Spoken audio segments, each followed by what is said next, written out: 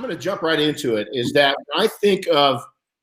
when I think of you two, I think of dynamic words. I think of, and I know I asked you guys. We kind of sent over little questionnaires. You know what word describes you guys best? But I'm going to give you my 2 cents on it. Is what some words that I thought of when I think of the two of you. Tenacity. I think tenacity when I see the both of you is bravery, ethical, determined, systematic, driven, and then I'm going to take and put 2 words together: American dream. I think that you guys are building, not living, building, living the American dream. So before we even introduce you, what's the one word? I gave you guys this challenge. What's the one word that describes the two of you the best? Well, for me, it's the American dream. For me, it's all to the American dream. That's cool. For you? I think it's tenacity. I think, Carlos, when you look at her, look right at her. Okay? Look at her right now. Look at her. Look at her. Look at me. The word boss. Yes. Because I've been around her, and I feel like I work for her when I'm around her for about 5 minutes. Yeah, she's a great motivator, Yuni. So you guys go ahead and introduce yourselves real quick. My name's Yuni, and I am from Anaheim. I was raised in Anaheim all of my life till about 10 years ago when we moved out here to Corona. So I'm an Orange County girl. Dude, surf's up, man. Yeah. And I'm Carlos Garcia. I'm from Mexico, and I came here like 15 years ago, and that's it. Yeah. Well, I'm from Mexico too. My parents brought me here when I was little, so right. I actually started kindergarten here. Wow. So wow. But I was actually born in Mexico too. Yeah, it's but I'll tell you, that's what I think it's great about the two of you is to watch you, come up where you've come from and build your dream. And we're going to get into some really cool stuff. So now, can you see my shirt? Can you guys see it? My shirt. You match. Look at that, huh? So tell us a little bit about your business, what your business is and where it's located. And then we're going to jump in, and I've got some great questions that are going to lead into that because you guys came into this a complete different way. And I can't wait for people to hear your story because I think it's going to motivate a lot of people. Okay. Yes. Well, when Carlos first started, we started renting an El Camino truck. Let me go back a little bit. Yeah, let me go back a little bit. I started doing business it was my last resource. Okay, everybody pretty much fired me from other jobs because I'm kind of like a slow guy for working. So we rent old El Camino, super beat up, like super bad. All the equipment was from a pawn shop, and that's how we started washing cars. It was hard for us. I know what it is to have $10 in your pocket, $5 in your pocket, and you being worried about being able to give food to your family. It was a really rough time back then. Do you ever look back at those times though and go, I look back and I wouldn't want to go back there, but now I can look back as I've paved in so many people like you guys have helped pave my road. I look back at those times and I never thought they'd be fond memories, but they were such raw times when it was survival. I mean, it was like almost like me against the elements, me against the world. Do you look back at those times and go, holy shit, wow, I don't want to go back there, but we did it? For me, going back, when I think about it, it's when I have a problem right now that I think is too hard to fix, I just go back to that times and I'm like, if I did it back then when I was super hard to do it, right now it should be easier for me. Or I don't know what you think. Yeah, I agree. Great answer. It's because now the problems that we have now don't compare to what our problems now is like call Bob. Bob, where's my order? I need it. Now it's more of a, we need merchandise. Before it was like, do we have enough money to buy soap? Do we have enough money? To feed the family. Do we have enough money to feed the family? Add water, make it work. Yeah. To buy Christmas presents for the family or stuff like that. That it's hard. It is hard. Right. So take me back to day one. So you guys are, Carlos, you said you're out washing cars. And so take us back through those early days and then transition. How the heck did you go from an El Camino to jumping into the supply side of things? So do that bridge for us. Well, the first thing I have to thank my mom and my dad. My dad always teach me that I need to save money. So even if I make $100, I always try to save money, $20, $30, and we always save money. Mm-hmm. So I start washing cars, and thanks to Yuni, I handle a good accounts in Orange County, taxi companies, and what was the other one? The one in the hospital. We wash hospitals. Yeah, my ambulance. background is medical billing, so I used to always work in the medical field. Mm-hmm. So whenever I would work in the, for medical companies, then I would say, hey, you guys want to get your car washed? My husband does that.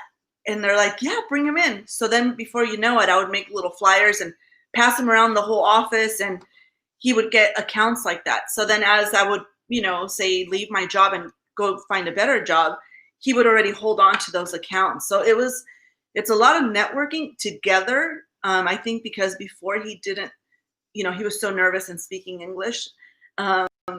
But I think it was something that we did together. I would talk to the customers, and then I would tell them, okay, I'll get the keys for you. And so I think the key to it's just a good team. We do that a good team. Yeah. In the Saturdays back then, she used to be my helper washing cars. Yeah. And I used to help her in the medical building. So we always try to help each other.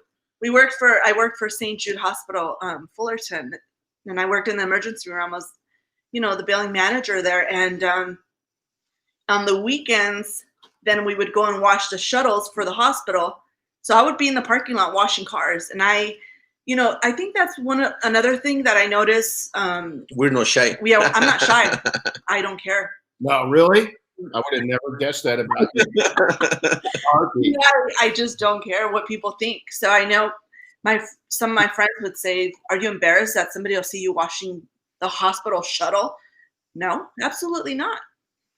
Yeah, I think you just nailed something that I've been big on. Going way back, and it might have been just me and not other detailers, but it's not. I've talked to a lot of people, is that, I grew up, very humble.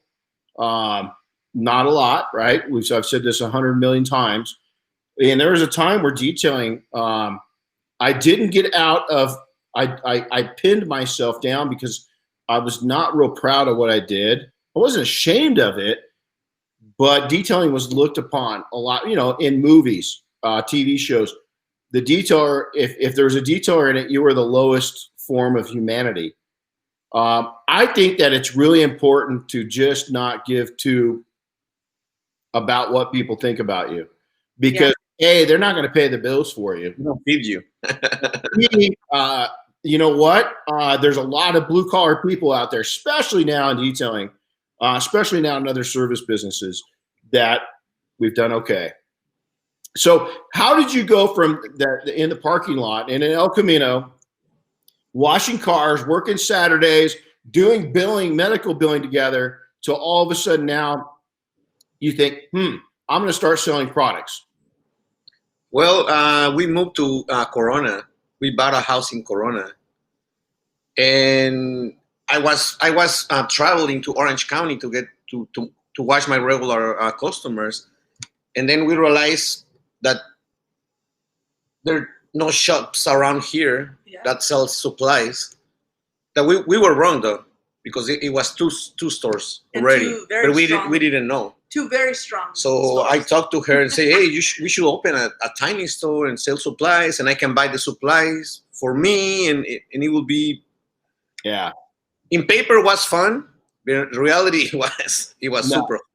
I don't know if I ever told you guys this. When we were up in Sun Valley, Idaho, I kind of got swindled into buying a certain brand, a big brand. I bought into them as a minor, what would be our storefront. So I bought into it, but it was a lot more money. This was in about 2001, somewhere right in there, and I hated it. Matter of fact, and I'm going to tell you that I didn't do good at it at the supply side because, like you guys, nobody was calling on us.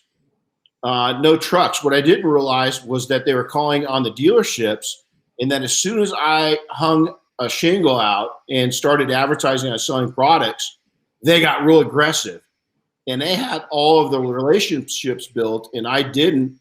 And I sat on $10,000 worth of product for a long time, and it was kind of my exit strategy out. I came in hard and left silent. I didn't, I used all the products up. But it's a harder game than people imagine. A lot of people want to get into the supply chain. So that first supply chain, was that kind of one of your first big risky moves that you did? Was looking at maybe putting a little storefront up? It was a risky move, but I think our first risky move was when we changed the person that sell the chemicals for us. Mm-hmm. That was I think it was risky. The first year. It was really hard because we realized that we were in the middle of two stores, two huge stores. Manufacturers. And they tried to close our store like right away. Even one of the guys, I'm not gonna say the name, but he went to my shop and he said like to me, enjoy your 3 months because I'm gonna close your shop in 3 months. Wow. Enjoy it. So what that make you do? What was your response? Well, just fight. Just keep fighting, man. I'm gonna tell you what I did. We made flyers. Don't incriminate yourself. We made flyers. We didn't kill nobody. No, we didn't kill anybody. I was so mad. I'm not worried about you. I'm worried about her. He told me because I was actually at the hospital when he called me. He said she was still working at the hospital. I was still working.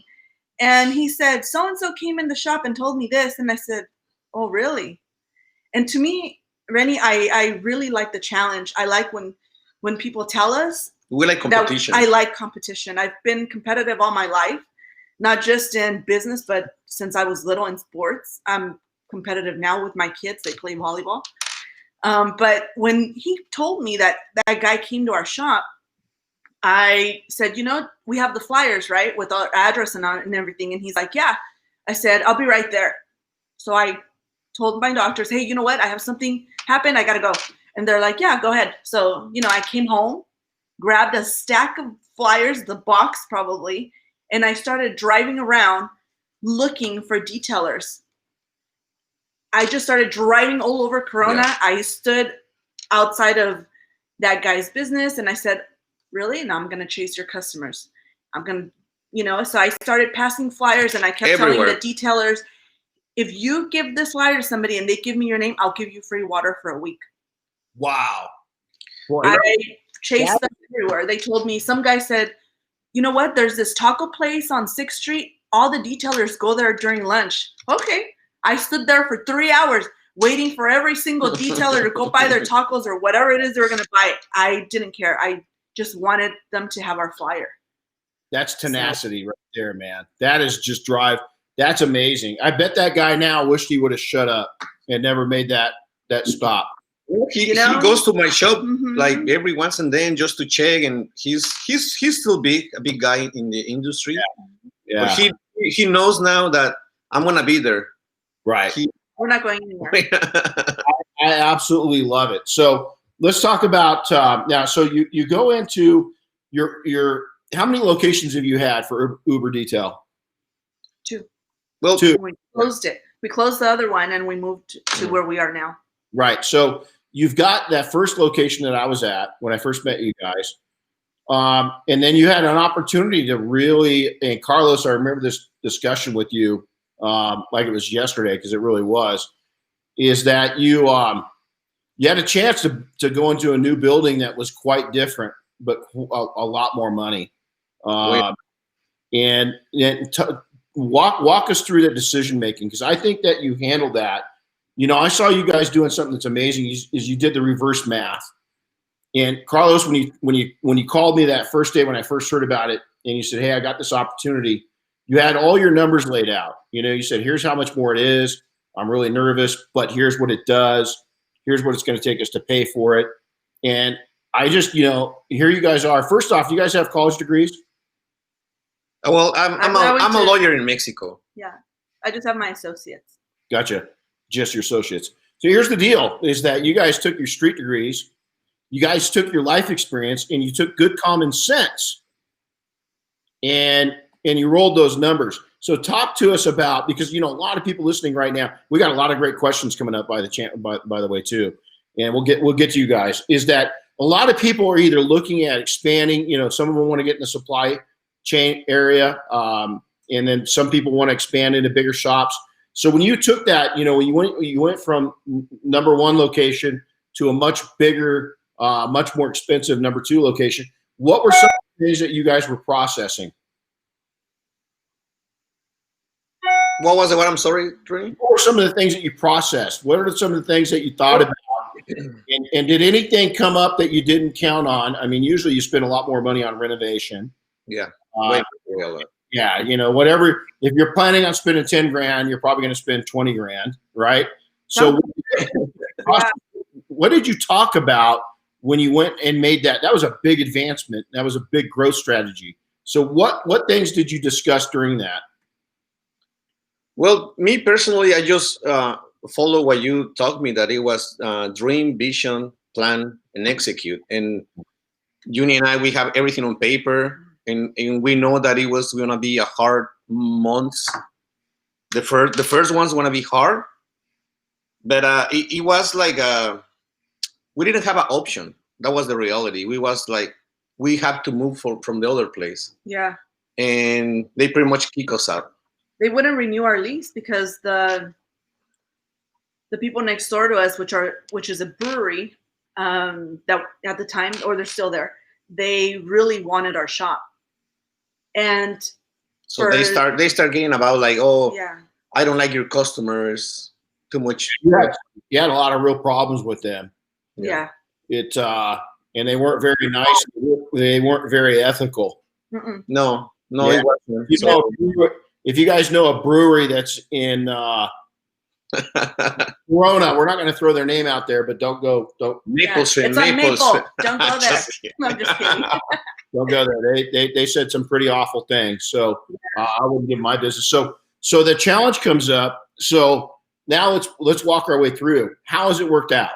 It was the best decision ever in our lives. You know what, Renny? When we moved, the building was, I don't know if Carlos told you, it was abandoned for about 3 years. 4, I think. Yeah, going on 4. And when we opened the door, when we went to go look at it, he opened the door.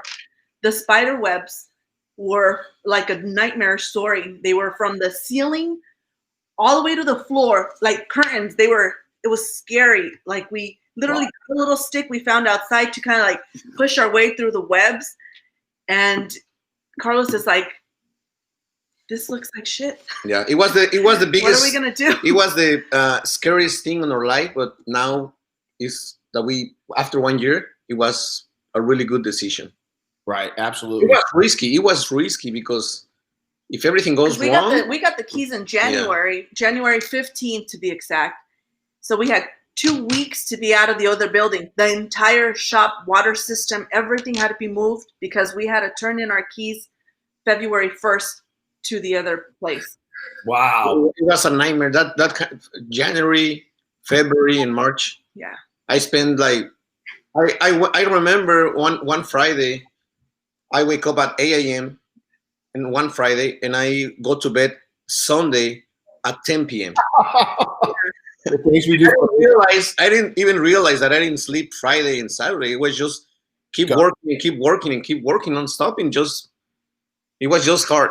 You know, in search and rescue, and we adapted this from the Coast Guard, is they use what's called a GAR, and GAR is green, amber, red. So naturally, when everything's green, which in business, there's not much. If you're in green constantly, which means is a safe zone, boy, I'll tell you what, you need to get uncomfortable.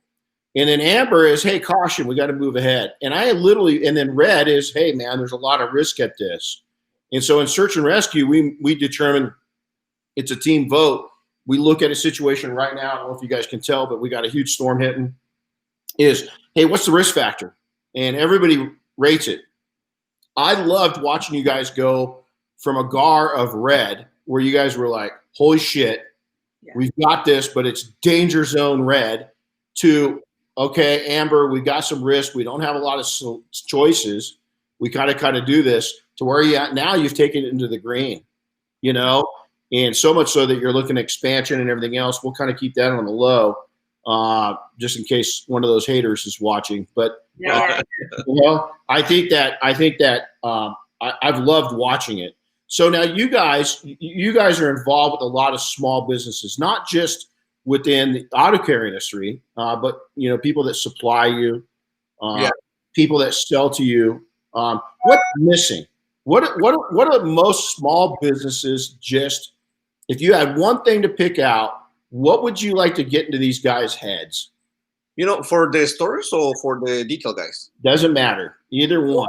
I think for the stores, everybody right now it's so crazy about social media, but they forgot the social skill of the person-to-person being social. I agree. Okay, for us, customer service is everything. We try to have 100% customer service. And I remember something that you told me a long time ago, that I don't want to be McDonald's, man. I don't care if McDonald's is number one. I'm totally fine being Chick-fil-A. That's it. Yeah. So for us, customer service is everything. Yeah. Yeah. You guys have been real, even from a supply standpoint. Is when I've traveled all over the world, and I've done events at your location, and I've done those same events all over the world, 30 countries. And I want to tell you, your guys' hospitality is special, because not only do you have nice stuff laid out and you've got food, that's not important. The way that you treat people, both of you, your staff, your kids, you've made it a family affair. And you guys, man, it's not about the rewards for you. It's about the relationships. And I think that when you make it about the relationships, the rewards come, and you guys are living proof of that. So well done. Okay. Carlos, we haven't really talked about this a whole lot, but for people that are starting out very meek, or they're starting out with absolutely nothing, and so many people in service businesses, especially the auto care industry, they're starting out because it's cheap entry, to get started. But what wisdom would you like to lay down, both of you, to people that are starting out?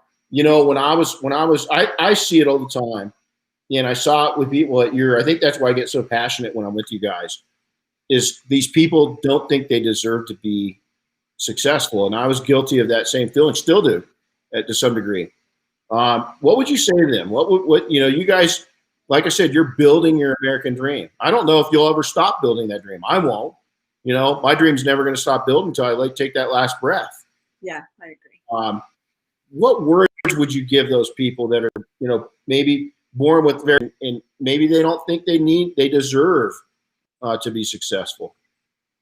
Well, I think the first thing is you have to change your mentality, because we were raised like a poor people. And when you are raised like a poor people, you think that you don't deserve nothing. Okay. And when you have good things in your life, you're like you don't even enjoy it, because you think that you don't deserve it. So I think everything is possible. I know it's hard. I know what it is to have $10 in your wallet. Sometimes you don't have money for lunch. You need to keep going, because you already make the biggest risk in your life, which is having your own business. So you just need to keep going. Always try to keep learning not from YouTube, from the real detail guys. Never stop learning. I think that's something that these new people, they always forgot. They think that they know everything. Oh, I know how. I used to work in a car wash, and I know everything. So when you try to teach these guys something new, they don't want to, and that's the reason they get stuck, and the business don't grow up. In my opinion. I agree. Yuni, you got any input on that one? I do. I think a lot of the detailers that start, like he said, we have customers that have came who used to wash cars and they used to work at a car wash. And they think the way that a car wash work is the same thing as the detailers work, which is, it's not.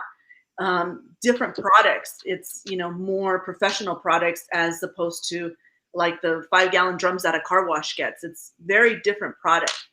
But I think one of the biggest things that I tell new people that come in is don't be afraid to ask questions.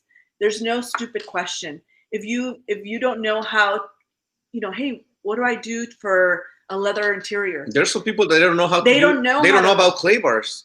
Yeah. People don't know how to clay. And I've asked him, oh, do you do wax? Do you need a polisher? He goes, oh no, I don't do that. And it's customers that we've had since we opened the shop that don't clay. And I'm like, dude, it's been 10 years. You don't know how to clay? And I asked him, I said, why don't you know how to clay?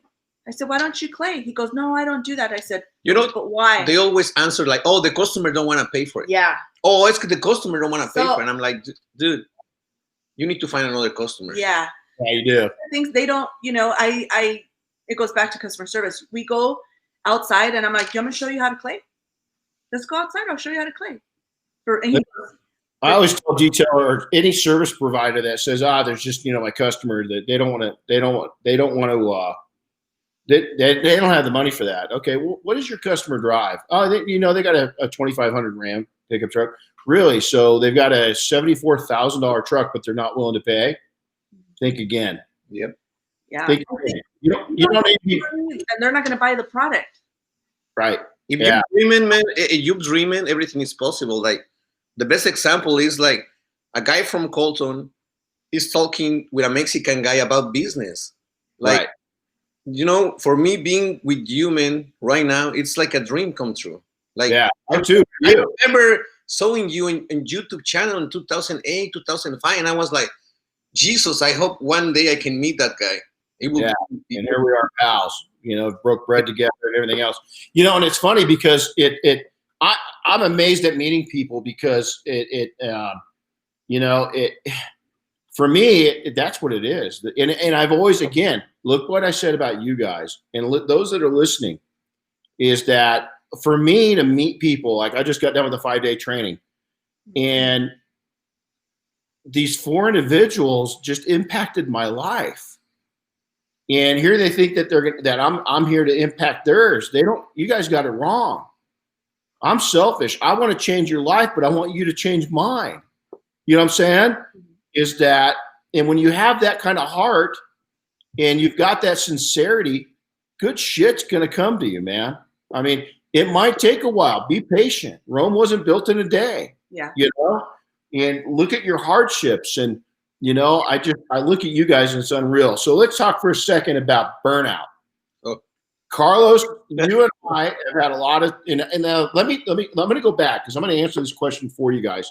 Yuni, you're going to have to go out on your own a little bit on this one. Carlos came to me a while back and he was going through some pretty serious burnout. And I shared my thoughts. I have gone through it several times, in my career. And we revisit it. And what you got to do is kind of get it evened out. But I watched Carlos. I mean, I watch you on social media doing boxing, martial arts, mountain biking, and I've seen you take and reach out and find different channels for you to take and escape. How burnout's a real thing. And for those, grind, hustle, all these things, it's all sexy and stuff. But the thing that's not talked about in our industry is the damage it does and how it really restrains you from reaching your full potential. So let's go. Talk about it. Oh, man. The burnout it's really hard to handle.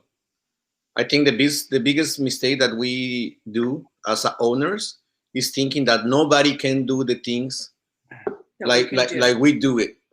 Oh yeah. So my first move was to hire the right people so I can start to delegate some kind of work.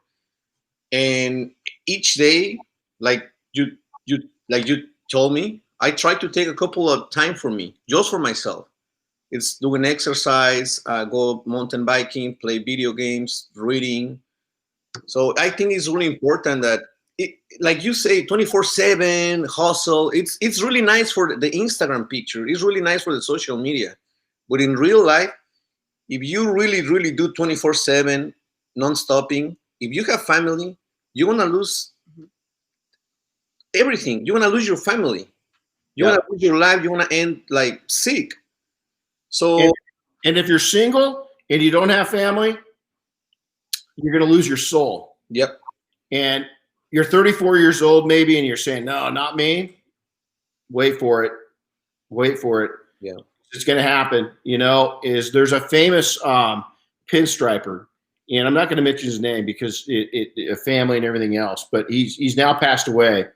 And at the end of his life is that he was so into what he did in his art that they'd have to find him stuff to pinstripe. They bring it in front of him he would do it nonstop every day because he had conditioned himself.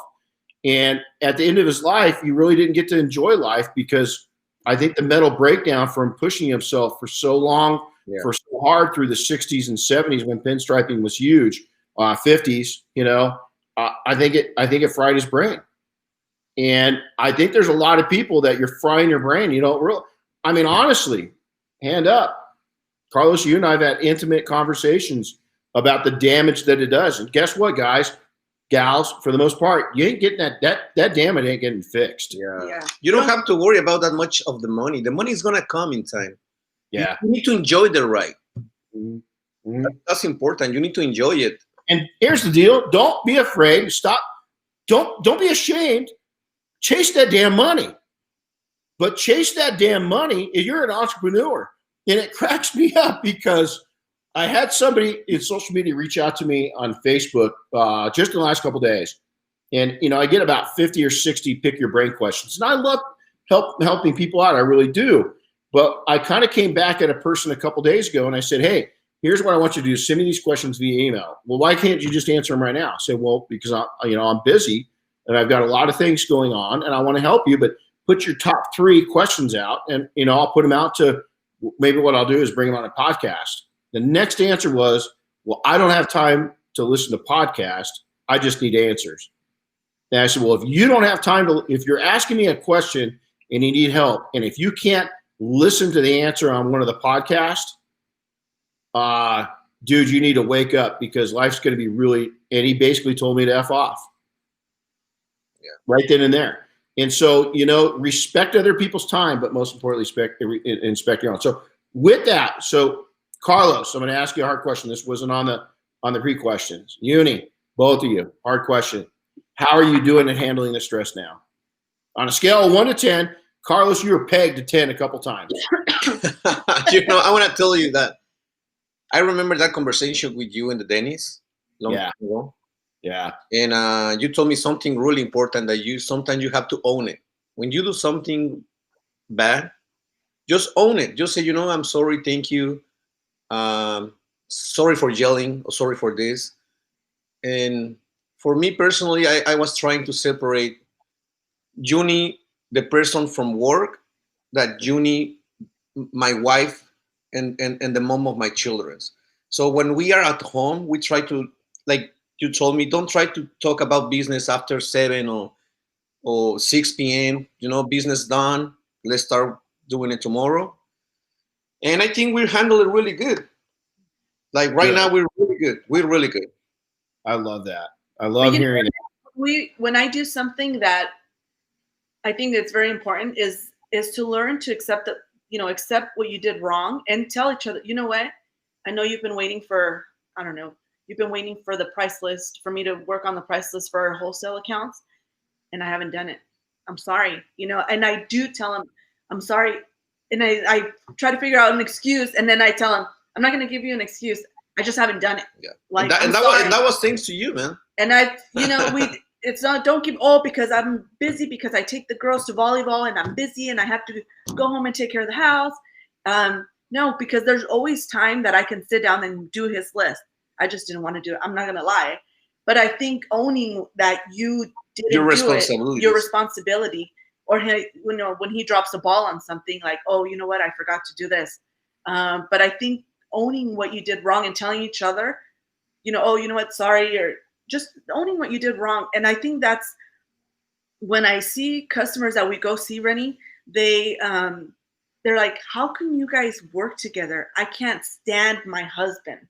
And right. You are with each other 24/7. And I said, and then when I'm not with him and I'm at the store. We used to go to the gym together too. I'm calling him like, hey, what do you think about this? So if you can't stand the husband you're with and you guys have a business together, most likely it's not going to work out.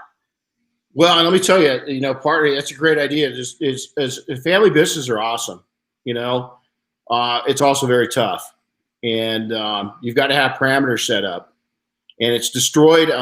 It's probably destroyed as many relationships as it has built because people, one party or the other party or both parties don't treat it right. As simple as that. So now it's going to something that's more positive. What's your guys' big, and I'm not talking business dream. What's your big dream?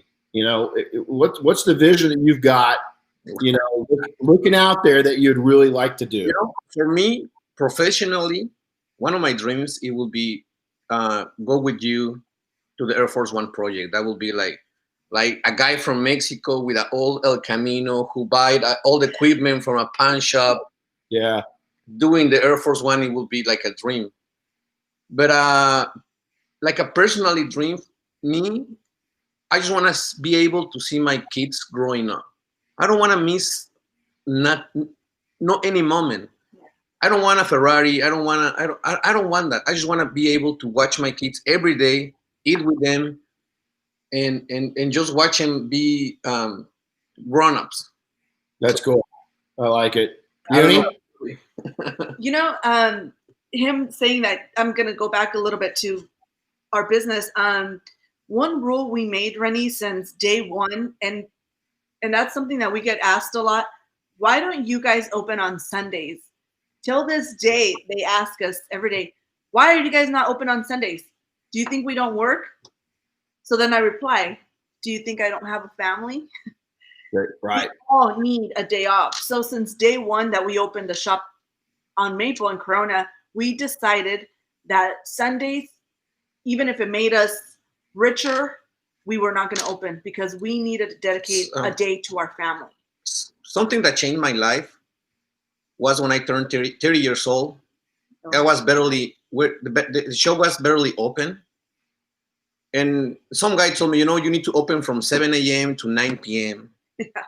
And I was following that rule.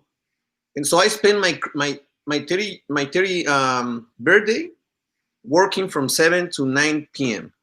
I came to my house. My kids were barely, almost sleeping with a small cake.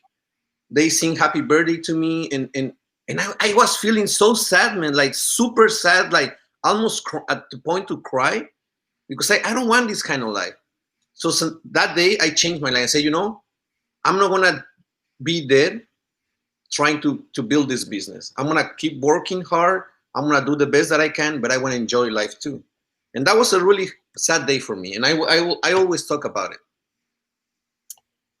I have unfortunately several stories like that of just being, I look back at opportunity of being away. I spent my 40th birthday on the road. I spent my 52nd birthday on the road. I spent my 44th birthday, somewhere. Now my 52nd, I was in, 53rd birthday, I was in Paris, France, drinking wine and eating in Paris. That one I don't regret because that was a pretty cool trip. But I've got a lot of times where, hey, coming from here, is that bragging rights? Absolutely. Did I just flex? Yeah. I'm a freaking detailer that got hired on to go speak in France. You know what I'm saying? Yeah. Oh, shit. Is you guys are a you guys are a small couple that started a store with huge competition, and you know what? You should be damn proud of yourselves. It's amazing what you've done. I mean, absolutely amazing. In one of the most competitive markets in the world for detailing products, and you guys stood up and made it happen. You know what? You should be patting yourself on the back, and you guys you stay humble when you need it. So you guys interact with a lot of young business detailers. Name a couple things that they need to really concentrate on. Just bullet point it out. What are they missing? I think that the first thing is, like you say, they don't take detailing serious. Mm-hmm. They sometimes they feel ashamed that, oh well, I'm a detail guy. Like, they don't realize that you can make huge bucks in this business. And when I always talk to these guys, I always give your example. Renny he's huge. He's a blue collar millionaire, and you can be too. But they don't really. Yeah. It's kind of like they don't believe us. They don't believe it because they're young, I think. And the second one is that they don't want to learn. They just watch videos of the cool guys and in YouTube, and I saw a video, and if I use this spray, I don't have to use compound, I don't have to use polish, I don't have to use, everything is in this spray: compound, polish, ceramic coating, sealant. That's it. And they need to learn from the old people, like from the people that they already took the road. Yeah, there's last night it was funny because I was walking across the street from my neighbors, and I walked across the street and it's snowing, and as I was coming back, I was my tracks were laid down, and it made me think about how many in search and rescue and mountaineering, we've got a saying when it snows, is that who's cutting the trail. So when you're going up a trail and there's really deep snow and you're on snowshoes, is that first person has got to be a pretty strong person because they're laying tracks down for the rest of the team. Does that make sense? Yeah. And each person coming up has got a little easier job because the snow gets compacted before you. And I just pulled my camera out and I said, hey, are you cutting your own tracks, or whose footsteps are you following? At this stage, so many people, and I find this with people that grew up like many of us did, and like I did, without a lot, is that we want to cut our own trail. The trail's cut. The trail's cut. Your own personal trail, you just got to go figure that out. But the snow's compacted down. Stop trying to do it the hard way. And I think you guys see that more and more evident, and it's in your face daily. Even with the storefronts. With the storefronts, we have the same thing. They just, it's hard. It is. They don't want to learn. They how you want to sell something if you don't know how to use it? It's like a basic thing. Oh yeah, absolutely. Yeah. And then let's go to this. Is that what do you love most about the detailing industry?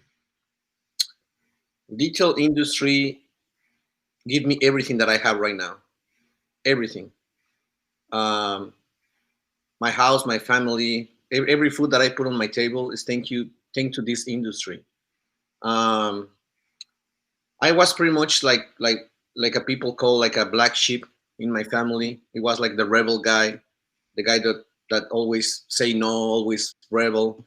And with industry, I find people like you, like Kyle, like Bob, like Chris West, people that they're really humble. When I meet you and I meet Bob, for me it was like how these people can be so humble if they're pretty much rich. Yeah. And it was just like a game changer for me, I guess. And I guess I owe everything to this industry. Well said. It's because I can't speak for Bob, but I can. It's because we've earned every single penny, and we've realized that the most important element of earning is the relationships around you, and having good people that you jive with around you. And then also, it doesn't matter where you're at in your journey, is that you've got to turn around and help other people within theirs. and you're ahead of somebody. Growing up, I really thought that I had it the worst of the worst. I thought I was a gutter kid, and turning back around as I got into my 20s, I realized, whoa, no, even people I grew up with, I just didn't have my eyes open to it. Yeah, they had dads, but their dads were alcoholics or drug abusers or led gangs, were in prison. That there's major addiction around them. There was, they didn't, we had a house with a roof over our head. It might not have been, ideal. There was roaches, and we didn't have a lot. And it was cold during the wintertime. Sometimes it was hot during the summertime, but we had a roof over our head. There's kids that I grew up with that were in foster care. Business is the same way, is that 2 weeks into your journey, you're 2 weeks ahead of somebody else that's just coming in. And that little bit of knowledge, and I'll never forget this, you're getting ready, Carlos, to come to a 5-day training here shortly, and get into a group that, we the Detail Mafia, love or hate us. There's no theory in our group, is unless we're forging into something new, and then it doesn't take us time because we do it in such large numbers. Everything's proven that we talk about, and we've got people that are running multi-million-dollar operations down to guys that just want to bring a 6-figure income in with them by themselves. And so we're able to share a lot of great, solid information. There's a lot of, let me tell you, outside of our group, that's the thing, is we've got so many great friends inside of our group that are outside of our group, and there's a lot of successful people in this industry.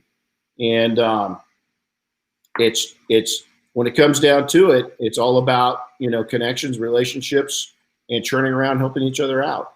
And you guys have done a fine job of that. And to see you interact with the detailers and the storefronts, you're a valuable part. P&S, let's talk about that for a second, is that, when did you first engage with P&S? He was a detail guy, a really good detail guy, Mitchell. One day he bring me like a tiny bottle of Beef Maker. I was like, dude, I tried this thing. It's amazing. You should bring it. And I was, really? And I talked to Yuni, and, let's call this company and let's see if they want to sell to us. And they did. They did sell to us, and it's an amazing ride with P&S, man. It's an amazing company. It's just, well, the Phillies did. Bob and David, they're like good guys. Yeah, they're good guys.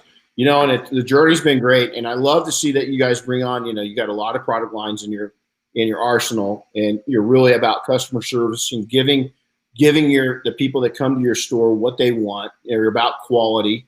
I'll tell you, people that are in SoCal, is they've invested so heavily into their education. So when people walk in their door, they know what the hell they're talking about. They know the products, they know the bullshit, and it's really been rewarding to see you guys grow. Probably more so to see you guys grow on a personal level, and to see your kids, and to see the two of you, meshing and working together, and owning stuff. What I just saw between the two of you today was amazing.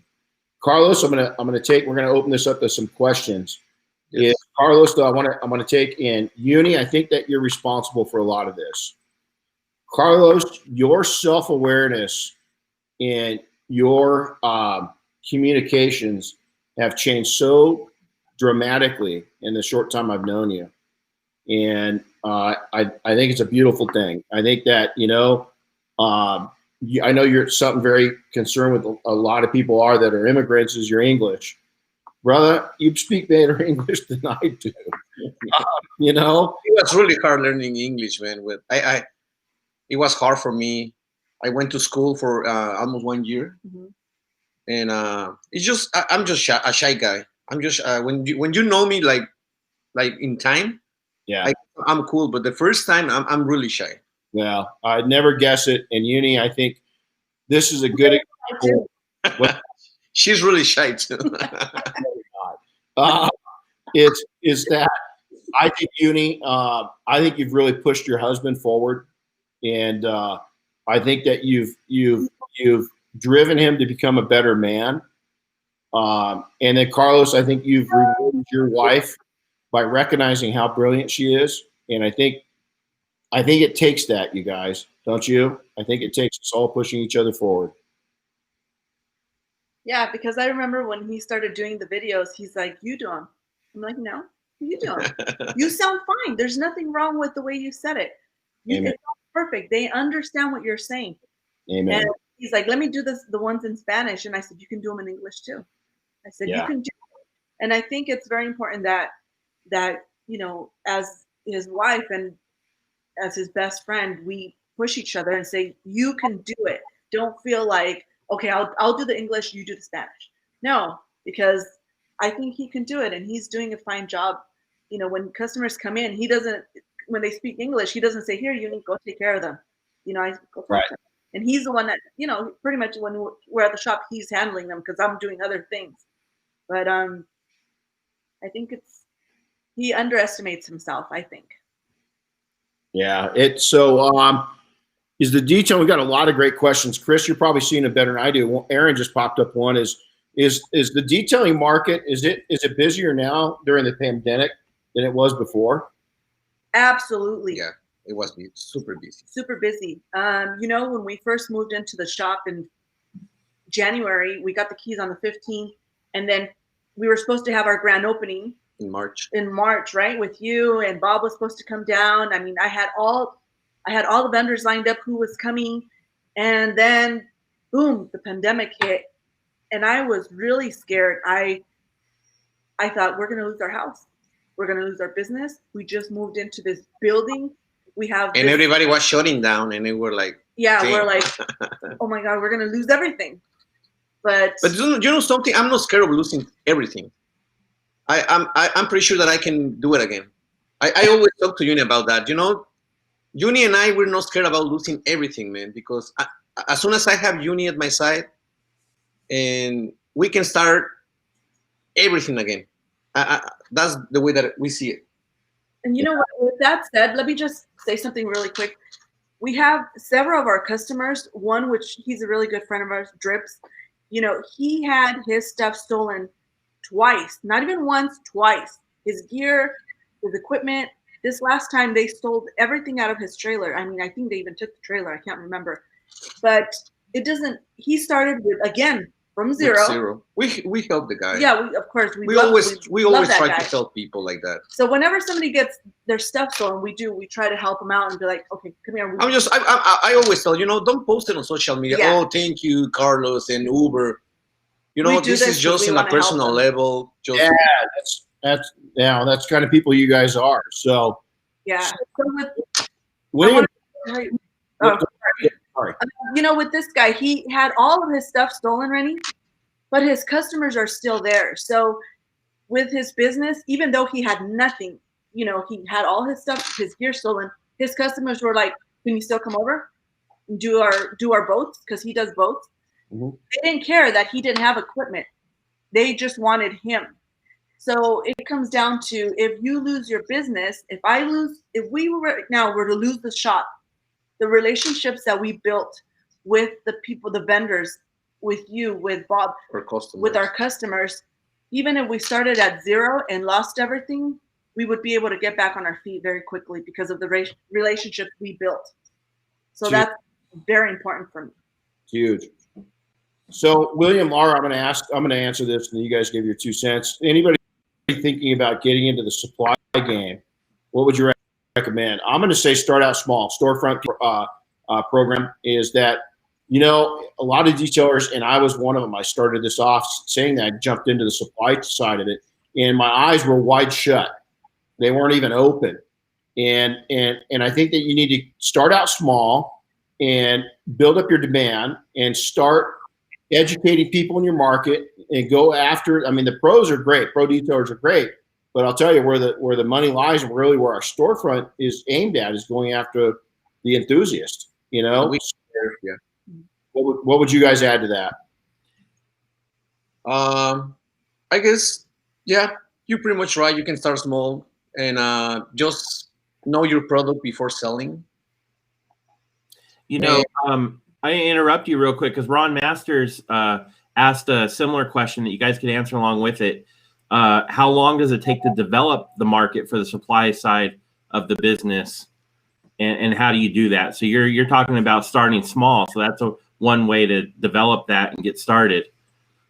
I think it depends on each individual person. Is that if you really get engaged in the community, Uni went out to the lunch spot and was handing flyers out to the detailers because she found out it was a hot spot for detailers to go for lunch. It's gonna, if you're gonna use that level of tenacity, it's gonna be a shorter ramp up.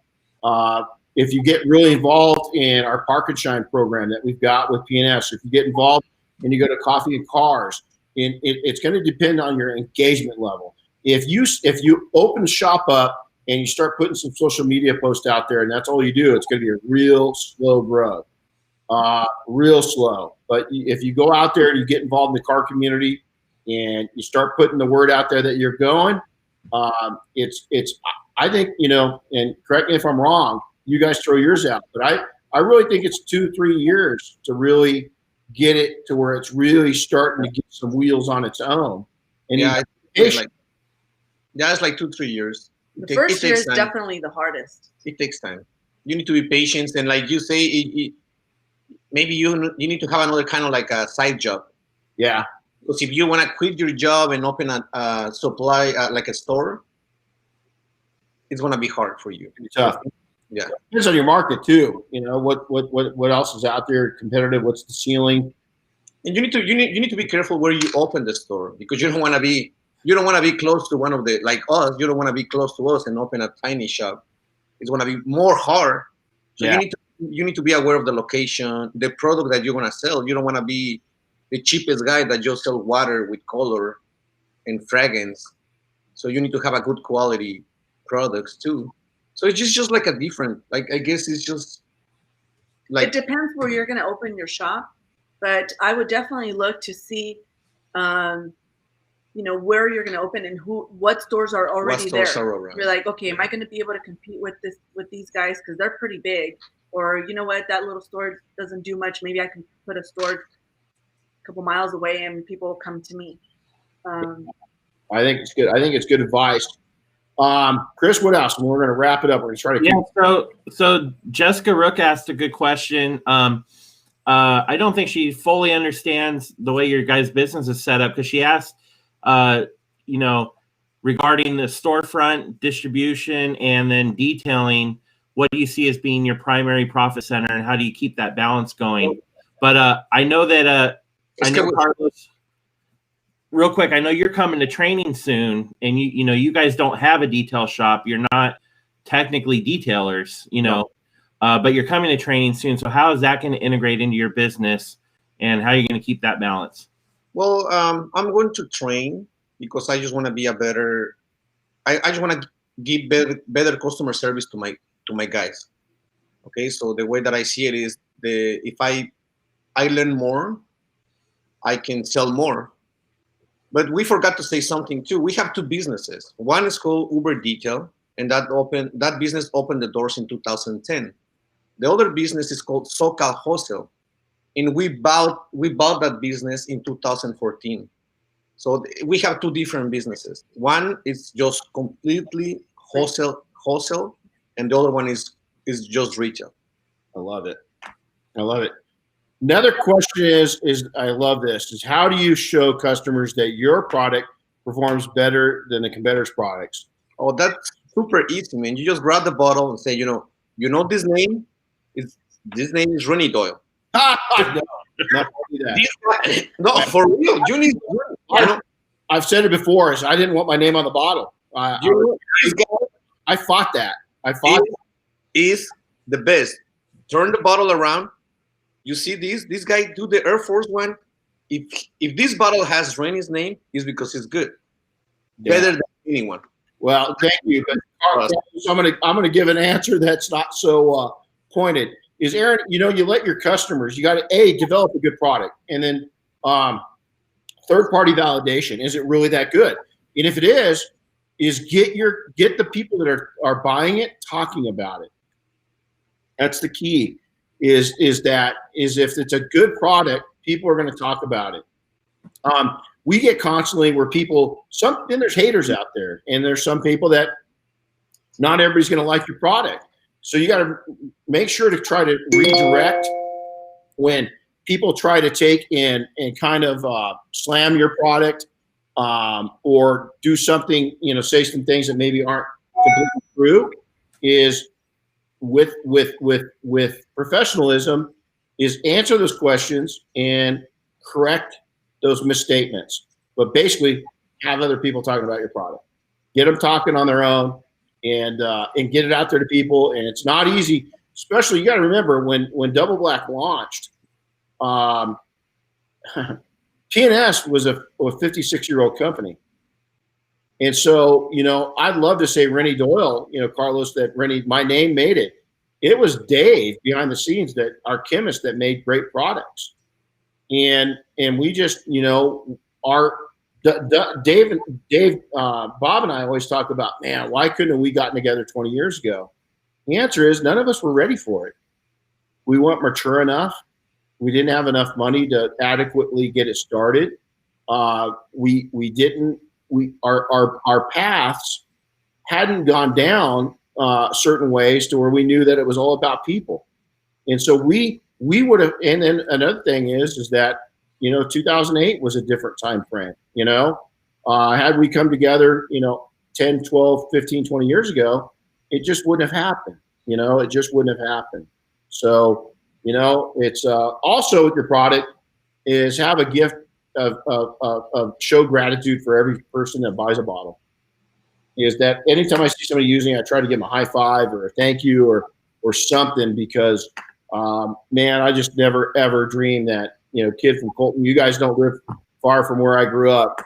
I never dreamed growing up that I'd have my name on anything,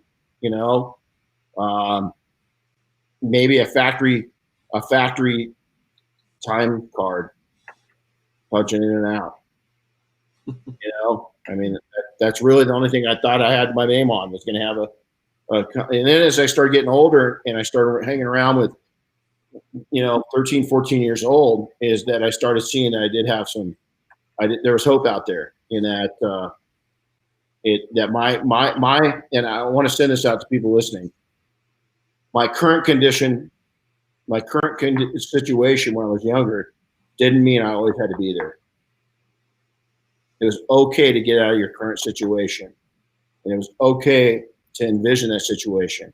And not only did I did it in a minor way, I want anybody that's listening to do it in a major way. You are going to get out of your situation, and you're going to do it quickly.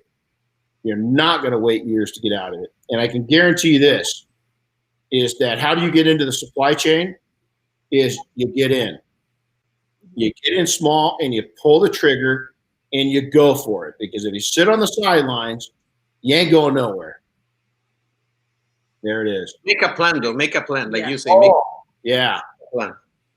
Absolutely. You guys, Carlos, when you guys went to go into your new facility, we talked several times. And I know you guys really looked at it hard, and you guys had plans and you knew the numbers, you knew the backside of it. That's what more people need to do, is they need to go in and they need to know the facts. And a lot of people don't.